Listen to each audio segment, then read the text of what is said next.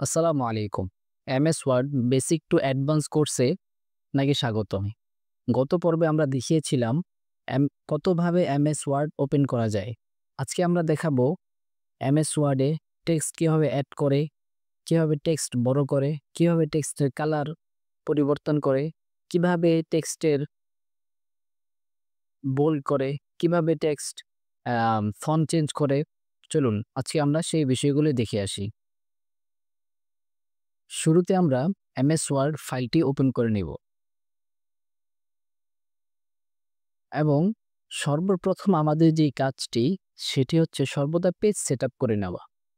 আমরা সর্বদা A4 size পেপারে লিখে থাকি, তো আমরা উপরের ইনসার্ট বাটনে যাব এবং সেখান থেকে পাশে পেজ লেআউট থাকবে, সেই পেজ লেআউটে ক্লিক করব এবং সেখানে সাইজ পাবেন। সাইজে ক্লিক করার পরে এই যে A4 সাইজ, এই যে A4 210 এবং 297 এটি আমরা সিলেক্ট করব। এই আমাদের পেজ সেটআপ হয়ে গিয়েছে। এখন আমরা হোমে গিয়ে কিছু একটা লিখার চেষ্টা করব। যেমন আমরা লিখলাম আসসালামু আলাইকুম। এখন এই টেক্সটটি আমরা বড় করব কিভাবে? বড় করার কয়েকটি পদ্ধতি রয়েছে। শুরুতে আমরা টেক্সটটি সিলেক্ট করব। মাউসের লেফট বাটন ক্লিক করে আমরা ড্র্যাগ করে টেক্সটটি সিলেক্ট করব। সিলেক্ট করার পরে এই যে উপরে আমরা দেখতে পাচ্ছি আ এই টেক্সটের সাইজ এখন 11 দেওয়া আছে। আমরা এই টেক্সটের সাইজ যত ইচ্ছা দিতে পারবো। 36, 48, 72 যত ইচ্ছা দিতে পারবো। আবার আমরা চাইলে এখান থেকে লিখেও দিতে পারি। যেমন এখানে 18 লেখা আছে, আমি এখানে 48 দিয়ে দিলাম। এই যে আমাদের টেক্সটটি বড় হয়ে গেল। এখন যদি আমরা চাই আমাদের এই টেক্সটটি ছোট করতে সিস্টেমে আমরা ছোট বড় করতে পারবো। আরেকটি পদ্ধতি হচ্ছে আমরা লেখাটি সিলেক্ট করব। তারপরে এই যে যেখান থেকে আমরা ১ম এ ছোট বড় করলাম তার পাশেই এ, ২ টা এ রয়েছে। একটা হচ্ছে বড় হাতের, আরেকটা হলো একটু ছোট দেখায়। আমরা যদি বড়টা টিপ দেই তাহলে এটা বড় হতে থাকবে। আর যদি ছোট টিপ দিই তাহলে এটা ছোট হতে থাকবে। এখন আমরা দেখব আমাদের একটা টেক্সট যখন আ পৃষ্ঠার মাঝ ডানে বা বামে থাকে, তো আমরা এই টেক্সটটাকে কিভাবে আমরা পেজের মাঝ বরাবর নিয়ে আসবো। তো এখানেই আমরা এই যে প্যারাগ্রাফের মধ্যে আমরা দেখতে পাচ্ছি, এখানে যদি আমরা ক্লিক করি তবে এই যে টেক্সটটা আমাদের পেজের মাঝখানে চলে আসলো। আমরা যদি ওটা সাইডে নিতে চাই তবে এই যে সাইড দিলে সাইডে চলে যাবে। আমরা বিভিন্ন পদ্ধতিতে টেক্সটে ও ও বড় ছোট করতে পারবো এবং ডান বাম সাইডে আমাদের যেভাবে সুবিধা হয় আমরা সেভাবেই রাখবো। আমি বামেই রাখছি। এখন আমি চাচ্ছি টেক্সটটা একটু নিচে নিয়ে আসবো। তো আমি কার্সরটা লেখার শেষে রেখে এন্টার ক্লিক করব শুরুতে রেখে, কার্সরটা শুরুতে রেখে এন্টার ক্লিক করব, তো লেখাটা নিচে চলে আসবে এবং আমি টেক্সটটা সিলেক্ট করে এটার সাইজটা একটু বাড়িয়ে দেব। আমি দিয়ে দিলাম ৪৮ এবং এটা মাঝ বরাবর নিয়ে আসলাম। এখন আমি চাচ্ছি যে এই টেক্সটটা শুধু এতটুকুই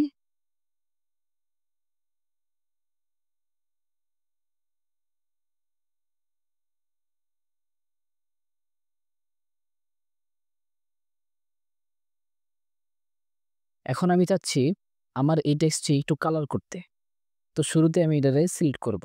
সিলেক্ট করার পরে এই যে উপরে যে আমরা আইকন দেখতে পাচ্ছি, আমি একটা বিষয় আপনাদের ক্লিয়ার বলে নেই।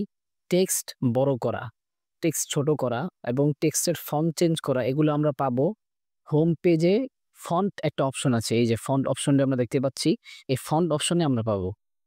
তো এখান থেকে আমরা টেক্সট বড় ছোট, টেক্সট বোল্ড করা, টেক্সট বাঁকা করা সবকিছু করতে পারবো। আচ্ছা, তাহলে এখন আমি টেক্সটটি সিলেক্ট করি এবং আপনাদেরকে ফন্টটি চেঞ্জ করে দেখাই। এই যে এখানে এই যে এই ফন্টটি দেওয়া আছে, আমি এটি চেঞ্জ করতে পারবো। এখানে ক্লিক করার পরে এখানে অনেক ফন্ট রয়েছে। এখে সবচেয়ে বেস্ট ফন্ট হচ্ছে ইংরেজির জন্য টাইমস নিউ রোমান। আমি এই ফন্ট সিলেক্ট করতে পারি অথবা আরো বিভিন্ন ফন্ট আছে স্টাইলিশ, ডিজাইনি ফন্ট আমি সিলেক্ট করতে পারি। আমি এইটা সিলেক্ট করলাম।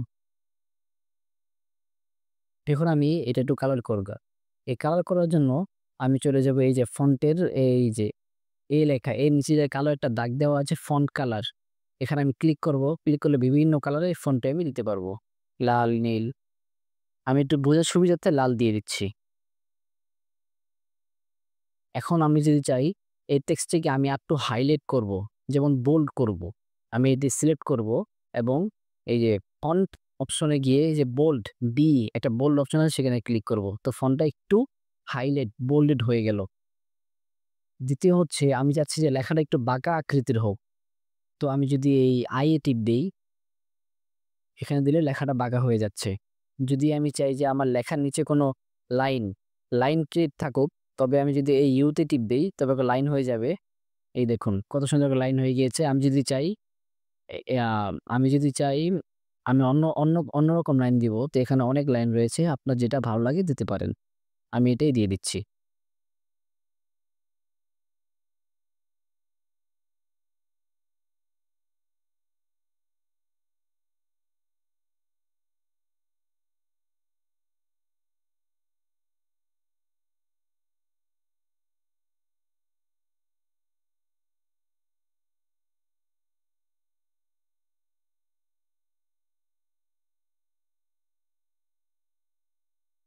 এই গেল আমাদের টেক্সট লিখা, টেক্সট বড় ছোট করা, টেক্সটের ফন্ট চেঞ্জ করা, টেক্সট কালার করা, টেক্সট বোল্ড করা, টেক্সট একটু বাঁকা করা, টেক্সটের নিচে লাইন দেওয়া। আমরা সবই আজকে দেখতে পারলাম।